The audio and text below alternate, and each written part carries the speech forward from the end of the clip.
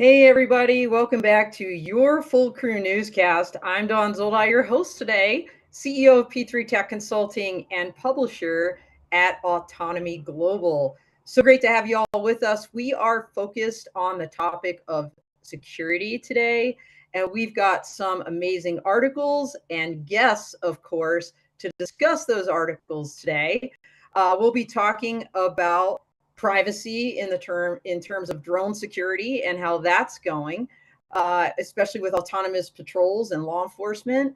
We're going to talk about governors that are urging Congress to take some action on drone threats. And finally, we're going to talk about a CNAS report for investment in counter drone technologies on the defense side. To talk about these important topics today, we have with us three amazing experts. So we're going to go around the horn and have them introduce themselves. I'm going to start with retired United States Air Force Brigadier General Houston Cantwell. General Cantwell was the vice superintendent at the U.S. Air Force Academy when I was the head lawyer there. Just ran into him recently. So it's so great to have you on the show, Houston. Go ahead and tell everybody a little bit about yourself.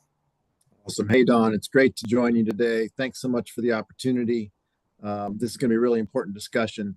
I'm super excited about drones. So although I started out flying F-16s in the Air Force, about 20 years in, I transitioned to the larger drones. I flew MQ-9s for a few years, led the counterterrorism efforts downrange. And then most recently, I was an RQ-4 pilot for NATO, where we actually watched the Russians, sadly, invade Ukraine. We had them on our sensors and watched that. And as you see from the news, with the strikes going on in South America, drones are in the very forefront of our national security. And I look forward to today's discussion. Thanks so much, Don. Absolutely. And General Cantwell is a senior resident fellow at the Mitchell Institute for Aerospace Studies currently. So thanks again for joining us today. Next, I'm going to go to Tom Keary. Tom is the Automated Operations Manager at Titan Protection. By the way, everybody, if you haven't seen the Drone in the Box parody video, go watch it. We had Ryan, CEO, on the Dawn of Autonomy recently. So it's great to have you, Tom. Can you tell everyone just a bit about yourself? Sure. Thank you for having us here. I am a retired law enforcement officer. I did 26 years in law enforcement here in the KC Metro. The last 4 years, I supervised our drone team, helped write most of our training, and did most of our prep work on that as we were moving towards DFR when I retired, but not quite there. And then after retiring from the PD, I got this opportunity to come help Brian get the drone as a service security platform up off the ground, pun intended. And I've been working in the drone space for 5 years now, counting my time with law enforcement. I also have my CPP from ASIS International. So I've got the law enforcement security and drone combination that we're trying to bring into the private world. Basically, we're doing DFR for private companies. I love that. And DFR, for everybody that might not know, is Drone as First Responder. By the way, we are live, everybody. I just wanted to mention that as well. So jump on in the chat and let us know where you're from and if you have any questions. Okay, last but certainly not least, we've got Curtis Walters. He is with Echodyne and great radar company. Curtis, tell us a little bit about yourself. Sure. So Curtis Walters here. I've been working with Echodyne for 4 years now. So it's been nice. We have radar technology that enables good and proper use of drones in DFR programs, as well as detecting nefarious, bad actors with drones. I came from a software background, actually cybersecurity. So what's been interesting here is just watching the evolution of the drone threat from its infancy to now. We're in this, sprint phase overseas where we see, just swarms of autonomous drones. And what's interesting is, in my early days, I was trying to sort of, relate cybersecurity to physical security, and it's evolved into that, where we have artificial intelligence technology. We're looking to baseline what we know, what we don't know, trying to identify needles in the haystack, bad actors amongst, all of the positive and good and proper use of drones. And so evolving our technology, enabling our partners, helping to educate law enforcement resources as well as others in critical infrastructure is what we do day in and day out with this understanding this threat that's just out there that we see day to day in our defense teams, and how can we enable and help folks here domestically to protect against that threat. Well, amazing. Thank you all for being here. And also, while I'm on the kind of the thank you train here, I'm going to thank our sponsors, without which this show would not be possible. Roland's Consulting, we've got Grand Sky and End State Solutions. So thank you guys for supporting our efforts and allowing us to continue the show. And by the way, we've got Bill Schultz out there in the audience saying good morning from Phoenix. Good morning, Phil. Thanks so much for chiming in, and keep those comments coming. So let's go ahead and roll with our first article. And this one, I believe, is Tom's article about autonomous drone patrols starting to become a thing. So Tom, tell us about this. Yeah, so this was a blog post from ACLU where we got mentioned alongside some conversations they've been having about the drone as first responder. And as I said, we're basically trying to do drone as a first responder for private companies. We're working in car lots and manufacturing, data centers, those types of spaces. And we have a nationwide beyond visual line of sight waiver, which means we can set up these operations quickly and be where we're needed. But obviously with more cameras, which basically drones are, cameras that can fly, privacy is a big concern, and it's been something we've been very mindful of from the beginning here. So I actually appreciated the shout out that we did get for recognizing the concerns, and we are addressing them. And there are some manufacturers out there, software in particular, from one company that actually sets up a virtual blind around the property line. So you're not even looking outside of there.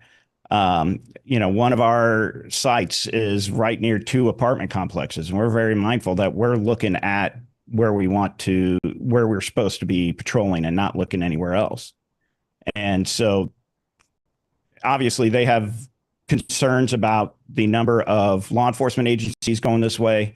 I personally believe that DFR can change law enforcement for the better. I think the same thing can be said for physical security aspect, in terms of being a force multiplier, keeping people safe, more safe encounters, and more, easily accessible data when you need it.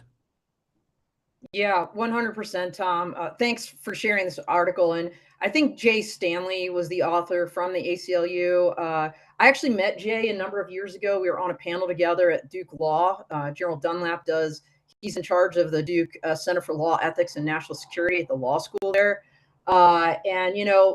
Always raising valid points. I mean, you have to have an open mind. At the time I was in the military, and, everybody's concerned about, oh, you guys are doing training. Like, what information are you scooping up? Don't be following cars and lasering in on people's license plate numbers and things like that. So, when you think about drones, I think the big 3, I always call them, are like safety, security, and privacy. And this article is all about privacy. So I'm going to go ahead and go to Curtis next. You read this article, you hear what Tom had to say. What are your thoughts on this? I agree. I think it's a great concept. We work, as mentioned, with DFR programs with law enforcement, and it's a complete game changer. So whatever we can do to help enable that, to prevent, folks going into harm's way with better situational awareness prior to doing that. I'd love for it to have that everywhere. At the moment, right, some of the challenges are, and I'd love to hear more about the blanket waiver, but from a radar perspective, we're frequently involved in obtaining the appropriate waivers to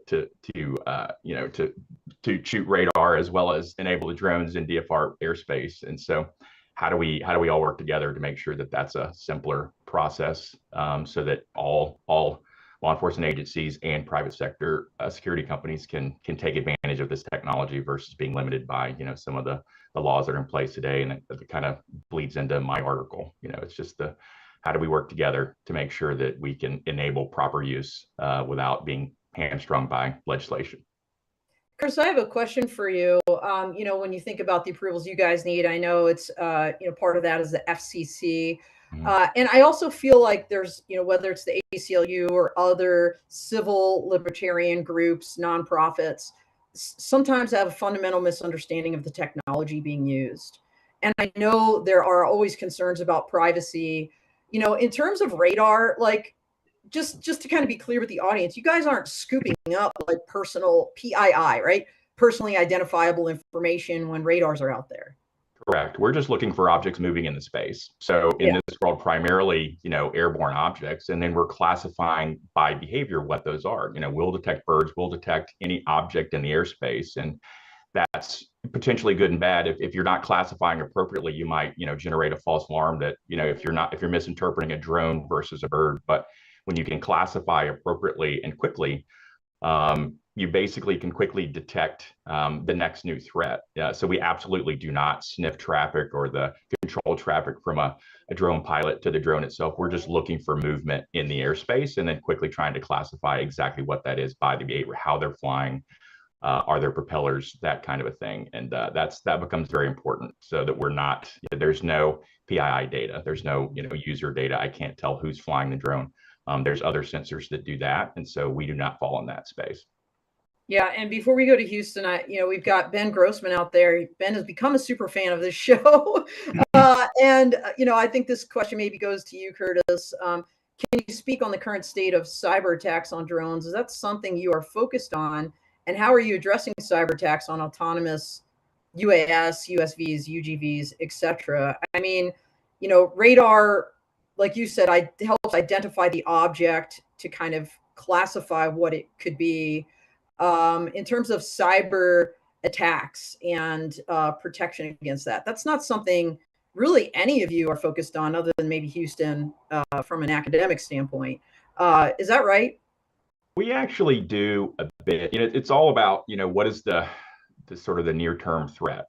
From a cyber perspective, I started immediately having conversations over here about that, because if you think about it, and maybe this is little bit of a different slant than what Ben was asking, but a drone in use as a potential cyber threat, it becomes the ultimate IoT device that you're unaware of. So I can take a drone, put a solar panel on it, so I have unlimited power coming to it with Raspberry Pi with some software, and I can go and plop that on top of a data center and start sniffing for traffic. There's been instances of that. It hasn't been quite as prevalent as some of the kinetic threats to a data center as an example, but it's absolutely a threat that's out there. And so we mention it. There's a growing concern. I think folks are more concerned about, a drone taking out power or with some sort of munition on it, blowing up a data center. But there's absolutely a threat where I can go and take a drone and plop and just start listening and sniffing traffic, just like any other cyber device that's out there. And it's absolutely a threat. Well, actually, you just brought us full circle back to privacy, right? Because if a drone is sniffing information on the top of some building, it's grabbing all kinds of information, right? Some of which may be private, but oftentimes intellectual property and proprietary. We've seen this before. So thanks, Ben, for the question. Thanks, Curtis, for that answer. Houston, I'm going to go over to you. In terms of privacy and, drones, what are your thoughts on that? Yeah, it's obviously a topic from a military lens. We haven't given it a whole lot of thought, especially since most of my ops have been overseas. Tom, I'd be curious your insights into what are the main differences from some of the parties that are concerned between webcams, because those are proliferating all around public spaces, and drones. How is that being discussed in your spheres? Well, that's a valid point, and one I've kind of brought up as well when having some conversations with some people is the number of cameras that are already out there. I don't know if how many people actually realize how many cameras are already out there, and that the drones, it's a flying camera. I mean, one of the things, we push when we're, selling these is that it gives a vantage point that you can't get from any other camera. It can move. It's going into places that most cameras aren't already. That's the biggest thing. We've actually been contacted by like HOAs that are having problems in their common areas where they're interested in drone. And the first thing I bring up when I meet with them and I get in the loop is I have concerns about the privacy with this because, I'm not going to let a 5-person HOA board speak for 500 residents of an HOA. But then they tell me, well, it's this bridge and dam area we have by a lake where we're having problems overnight. Okay, that makes sense.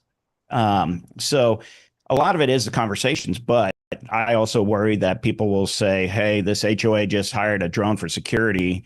Are they spying on my pool in my backyard and stuff like that? And that's what I want to be sure we're avoiding. And that's where, honestly, one of the biggest things is transparency. Being clear about what we do with the videos and photos we obtain from patrols, because we record our missions, and part of that is for transparency. So if somebody has an issue saying, hey, you were looking over here, we can actually pull up the trajectory of the drone and play it for them and show exactly what we were looking at the whole time. Yeah, that's great. And I wanted to just kind of jump in real quick if I could. So for the DoD, I was actually involved in helping to write the domestic use of UAS policy that in 2015, President Obama signed out an executive order that basically tracked that for the rest of the federal government. And we use these intelligent oversight principles. And Tom, you've really hit on some of them. This idea, so it's collection, retention, dissemination. Collection, what information are you actually gathering? You talked about minimizing, right? Search areas through various technological means.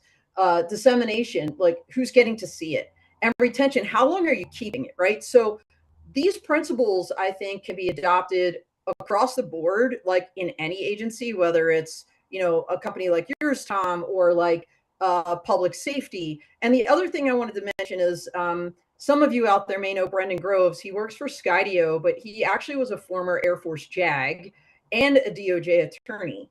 And he was really pivotal in helping write the NTIA's voluntary best practices for drones in terms of privacy. So I'll be writing an article about this. It's going to publish next week on Autonomy Global. I'll drop those links for people to go back and read these really awesome resources, but all still very valid. So good stuff. I want to give it to you, back to you, Tom, real quick, to kind of close us out on this article so we can move on to our next one. I think we could talk about this all day long, but we need to get to Curtis's article next. So Tom, back over to you real quick. Yeah, it's real easy to fall into a 1984 type mindset when you hear about the flying, cameras and the technology's out there. And the amount of good that we can do with this technology, the difference we can make. We've already seen it where we had a situation where a trespasser, and before the officers approached, the drone had already detected that the person was armed with a machete. So, things like that really do matter and make a difference. So I don't like fear mongering. I don't believe 1984 was meant to be an instruction manual. So I believe the good we can do with this really will make a difference. Yeah, absolutely. Thanks so much. And Bill Schultz is mentioning, he agrees that education is one of the biggest things in terms of way ahead. The public won't be ready without that. So great comment there, Bill. Thank you very much. So we just talked about privacy. We're now going to transition more, I'll call it, to authorities. Curtis, your article addresses this about how governors are urging congressional action on drone threats. So I'm going to hand it over to you to tell us a little bit about this article and why you selected it. Sure. So this is just a topic that's near and dear to us. This was an article, I believe, back in September that was published in October that was penned by Governors Jeff Landry and Josh Stein to warn Congress about the growing use of drones in a malicious fashion. We absolutely don't want to ban all drone activity because there's too much good that we can do with these devices. But just looking at what's going on around the globe, it is absolutely a growing national security threat to the U.S. And we've seen instances here, and they don't largely get broadcast. I had no idea before coming into here, at Echodyne how prevalent, some of the nefarious drone activity was. But, they provided examples of, targeting power plants in Pennsylvania and Tennessee, major public events, putting public safety at risk. There's vast drones incursions, and today only federal authorities in a small fashion are able to actually mitigate. So that's the challenge. States are attempting to build their own laws, invest in drone detection technology. However, they're overlaid by federal authority, which means I can't take down an aircraft. Drones are treated as a similarly to a manned aircraft, and it's not exactly certain how we can sniff that traffic due to privacy issues. And so one of the examples, and a number that was there that was sort of eye-opening for me, is that the FBI, they have the ability to mitigate. They estimate that they can only cover 0.5% of eligible special events, so these mass gatherings of sporting events and that kind of a thing that they're involved with. And so this gap in authority, compounded by recent government shutdowns, leaves communities vulnerable as major events like the World Cup and Olympics are approaching. And I mentioned the government shutdown because there has been authority for federal agencies to mitigate drones, but that has lapsed with the government shutdown. So now we're in this pause where even those that had authority, it's not really legal for them to take down drones. So we're really vulnerable now. So the article calls for urgent action, legislative action before a disaster strikes. I would hate nothing more than for us, and that's what the governors here were depicting, is that if we wait for something to happen, then we're going to knee jerk into some solution that may or may not address the threat today. Yeah, 100%. I mean, this could not be more timely, just given, like you said, the lapse of the minimal authorities that existed already. And, Curtis, to your point, we've already seen like entire countries shut down their airspace to drones. I think it was at the UAE at one point, had some kind of an incident, and they're like, all right, no more drones. I mean, that's not the answer. So, Houston, I'm going to go over to you next because, DOD has authority. Everybody thinks, oh, DOD has authorities, but those are limited. I mean, when you and I were at the Air Force Academy, under the definitions in 10 USC 130I, technically, right, the superintendent, the wing commander, didn't have authority to mitigate drones. We didn't fall in those cover entities. And as the lawyer there, I'm sure you, as the vice superintendent, that was quite frightening. Yeah, super frightening. And that was in 2018. And then we all heard about the Langley Air Force Base incursions that occurred just like a year and a half ago. Yep. And nothing's improved. Even Department of Defense wise, the installation commanders don't have the authorities they need to defend very important military assets. So there's plenty of work that needs to be done there. Curtis, one thing I'd really be interested in due to your expertise with cyber, as well as obviously drones, the attack that occurred in Russia by the Ukrainians that used basically, like you mentioned, Internet of Things. They, connected to these drones through different means. Now the Ukrainians are using LTE networks across Russia. You're seeing civilian networks being used for nefarious activities. How are we going to be able to parse that? And how are we going to be able to come up with policies that allow the use of the commercial entities, because that's so important to the opportunity, the growth, helping, helping commercial growth. But at the same time, there's vulnerabilities there. How do we get at that? I mean, again, you've looked at this for so long. Give us some ideas, given your expertise. Yeah, that's a great question. I think, a layered approach, right? There's strengths and weaknesses of every sensor that's out there to detect this type of activity. And so, you mentioned using, public infrastructure, mobile network, right? Those drones become blind to certain types of sensors, but then other sensors can pick that up. And I think this constant evolution and iteration of, what is the next new state? The biggest concern and the biggest challenge I see is, we're looking for authority, we're looking for legislation, and they're introducing concepts like better training, pilot sites, and that kind of a thing. The challenge is this threat evolves daily. I mean, which you reference here, right? You can generate a program and some training around, you know, a slow moving single drone that's hovering over your critical infrastructure facility. But the threat today is a swarm of drones flying a couple hundred miles per hour, flying autonomously, communicating with each other. And so you have to iterate quickly. And it's not just a, you know, all right, we're gonna establish some test criteria. We're gonna establish, you know, a list of sensors that are approved. Like, we have to consistently iterate, because this, you know, these devices are, I mean, they change daily, and that's what we see. I mean, I think you probably saw the Ukrainians became very good at detecting drones via the RF signal, and so what do? They now fly with, you know, fiber optic connectivity to eliminate that. And so what's the next step there? Well, I need something that detects any object moving in the airspace. Okay, that might be radar. But now I say, okay, now I'm going to go detect every radar signal that I see and go and blow those up. And so it's this constant, you know, back and forth between mitigation and then how do I counter that activity. And it's just education and learning and evolving your solutions.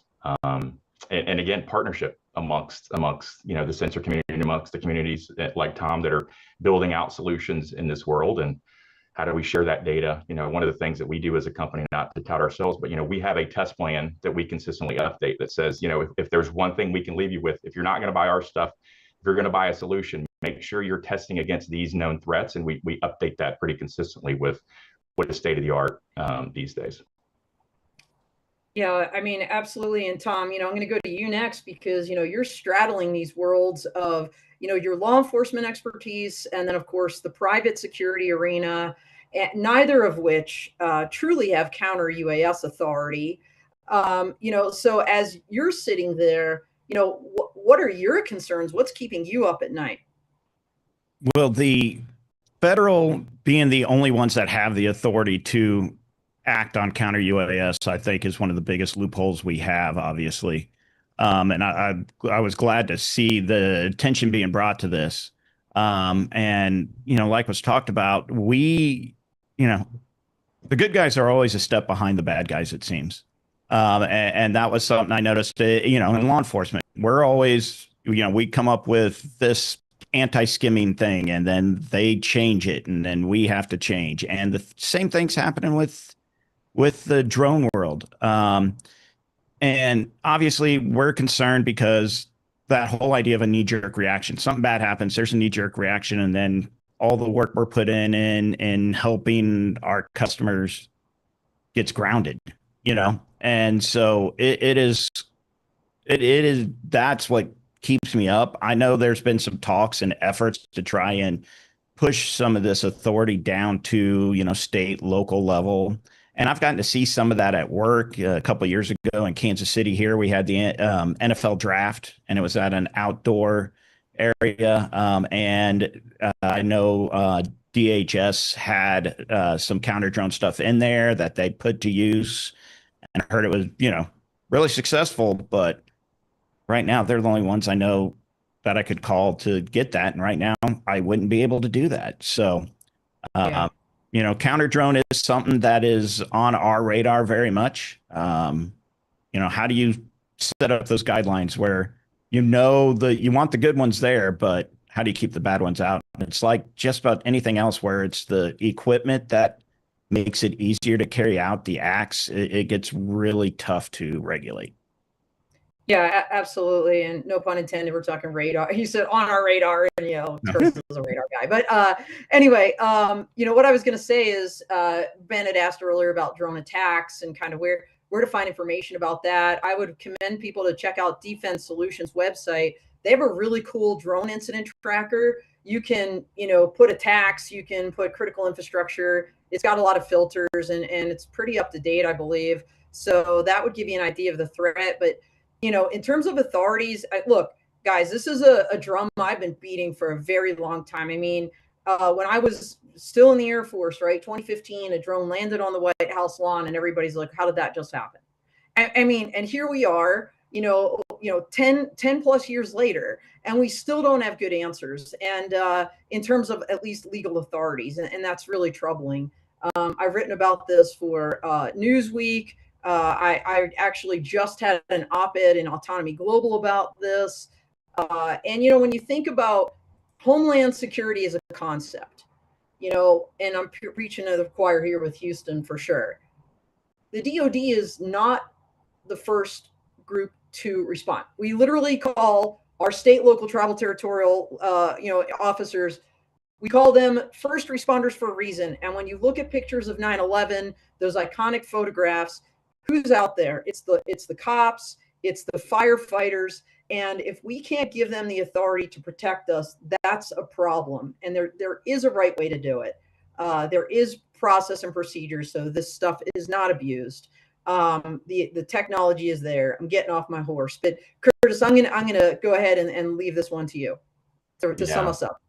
No, I appreciate that, and I think all of us in the community need to be vocal about this. It's a challenge because again, we want good and proper use of drones. So we want drones flying in the airspace for proper behavior, but we need to be able to quickly identify the bad actors with drones. And there's, remote ID is something that's out there, but bad folks with drones, they're not going to fly with remote ID enabled. They're not going to fly with a known signal. And so if laws aren't going to change quickly, let's get funding in the hands of local law enforcement so that we can begin to collect data. I think we can evolve and iterate. And maybe back to your question, Houston, like the more data that we have to sort of identify, okay, here's what the common state, here's what my known behavior is near my utility, my public utility, my substation, the bad actors start to stick out like a sore thumb. So even if I can just gather some data with sensors that are out there today, then when mitigation comes, I can just layer quickly on top of that system so I don't have to reinvest in that. And so, again, this article was a call for Congress to act. I think there's been some, executive activity there that's a move in the right direction, but we need laws, we need funding, and we need education out in the space. And again, community working together on this one. So yeah, 100%. And of course, having the laws, you raise a great point. You need the money too, and that's a great transition to Houston's article, Houston. But before we get to you, two things. One is, once again, I wanted to thank our sponsors for making this possible. End State Solutions. We have Rollins and Grand Sky. Grand Sky is doing great things out in North Dakota, by the way, in terms of counter drone and kind of putting together a playground for counter UAS authorities with Project Ultra. So check them out. There's one other thing, and then we'll get to you, Houston, and your article about funding and kind of what the DoD is needing. Mark Ganong, is with the Nevada Test Site. He's commenting, another one of our super fans. Could the team comment on the difference between C-172 packed with fertilizer and a UAS equipped with a warhead? Okay, that's more to the threat question, but the difference between a C-17, maybe he's talking about packed with. I don't know. Cessna 172. Oh, a Cessna 172. I'm sorry. Okay, packed with fertilizer and a UAS equipped with a warhead. Is there even a difference there? Probably not. It's probably easier to use a drone to do that. I mean, there's certainly a lot of similarities. You've just got one is a kamikaze, platform where you got a pilot guiding it to its final destination, and the other one probably an FPV drone doing something similar but preserving their own life. So I think there's a size difference there, which I think is very important because the Cessna is going to have a lot more punch when it finally hits its target, whereas current quadcopters, now 10 years from now, there's going to be quadcopters that can carry what a Cessna 172 can carry, but currently quadcopters just can't carry the same kind of punch that or payload that a Cessna might be able to carry. Yeah, absolutely. Low flow flyers, tough problem. That's where I think radar comes in, but we'll leave that to Curtis. But I want to get to Houston's article because this idea about the DoD, and a lot of people I think in the industry look at DoD as being a cash cow. I don't know that is true. And I think your article really covers the CNA report, or CNAS, report, calls for increased investments. So tell us a little bit about why you selected this and what we should take away from it. Yeah. No surprise that CNAS, after do the research on counter UAS, are going to recommend, hey, we're underfunded and this is a very important threat. Need more investment in this capability. But before I do that, I want to highlight, I think it's always important to, when you talk about counter drone, divide it into two bins. We've been talking about the first bin, and that's domestic.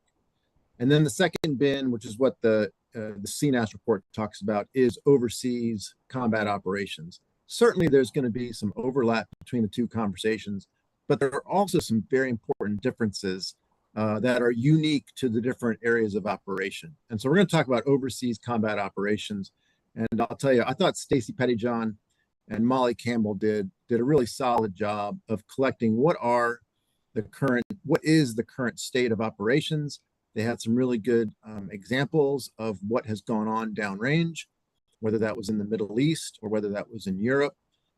Bottom line is that they highlight really that the character of war is continuing to change. But the United States, if I could sum it up, and this is kind of my own perspective on this, on their conclusions, is that although the character of war is changing, the United States, as you would imagine, is not changing as fast as it needs to. Now, this has had some implications. Number one, we've had to use, we'll call it systems like Patriot missiles or Standard missiles or F-16s armed with rockets. We've had to use legacy systems to try to stop what are these evolving new systems in the drones, whether they're Shahed drones or quadcopter drones. And the result has been some limited success. There have been lots of attacks on Army bases and Air Force bases across the Middle East, and the United States has stopped a preponderance of those attacks using these legacy capabilities and systems.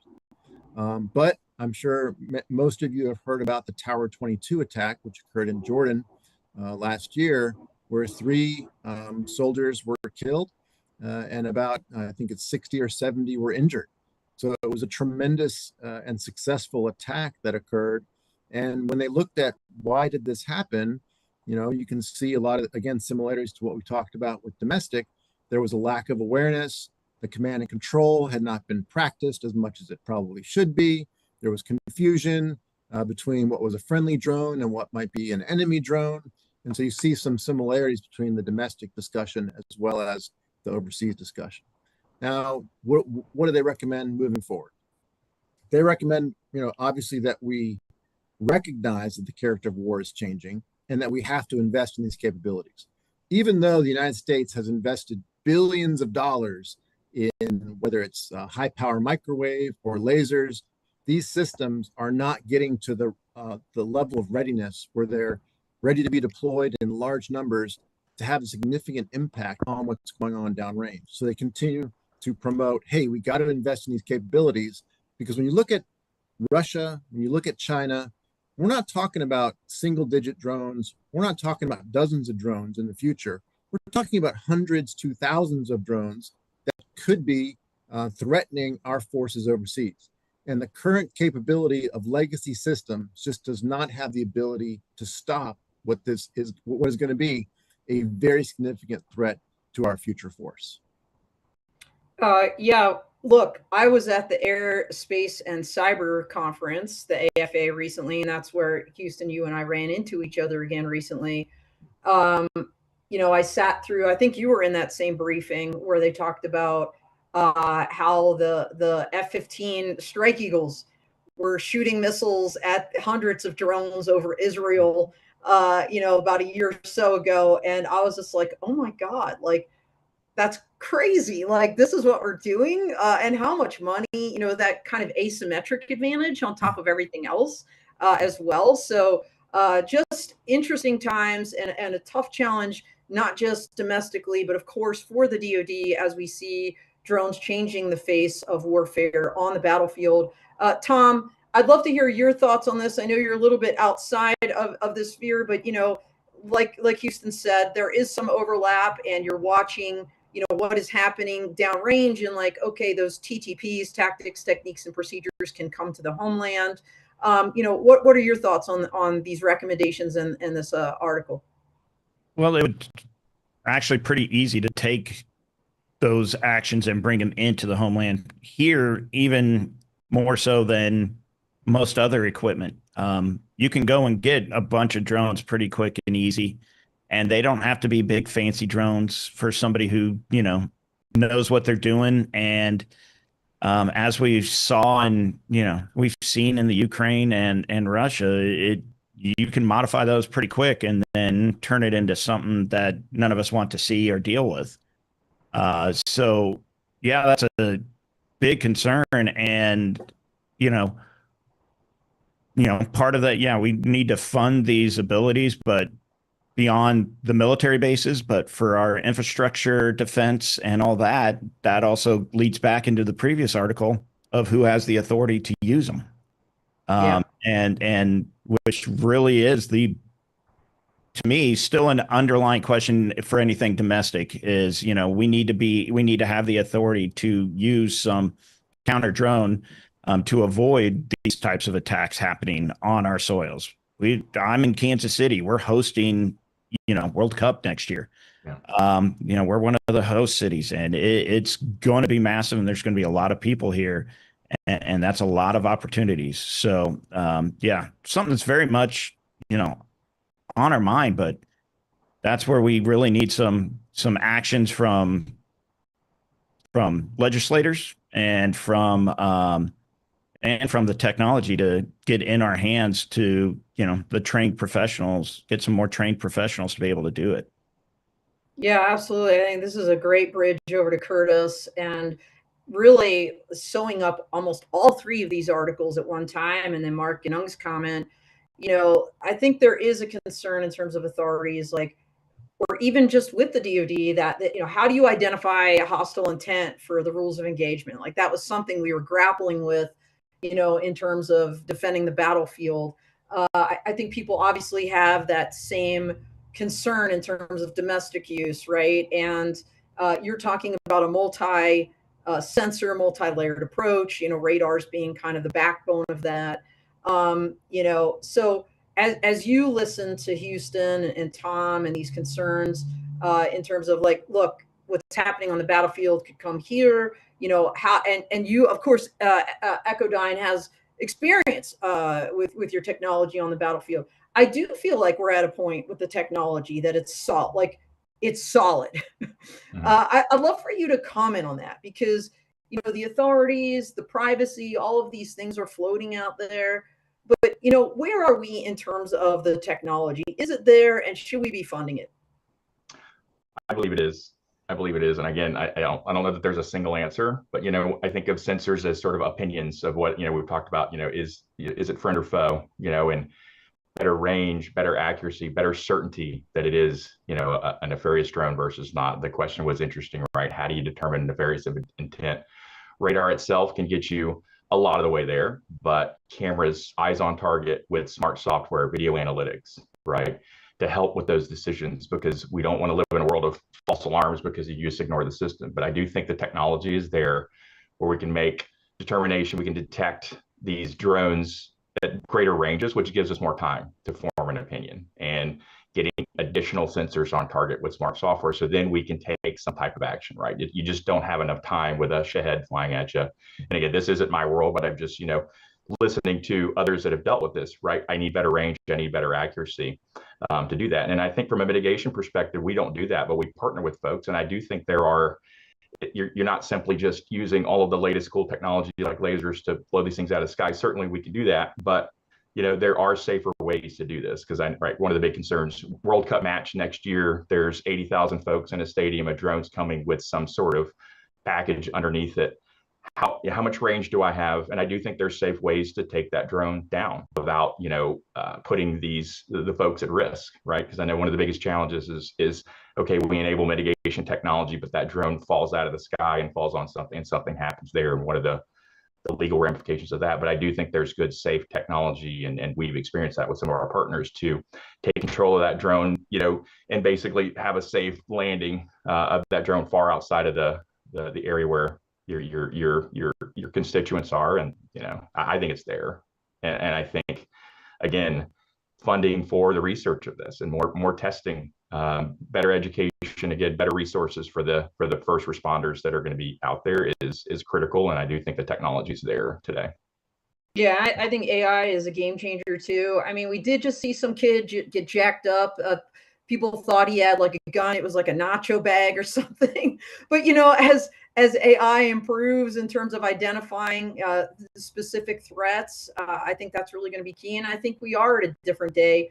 Talking to you, Mark, out there, than maybe when you were commanding the Aegis, and your guys were just eyeballing this thing, to what we have now in terms of AI to help rapidly kind of, help make those, kind of identification calls. So anyway, really, really great discussion, guys. I mean, we are at time. I knew our time would fly again, no pun intended.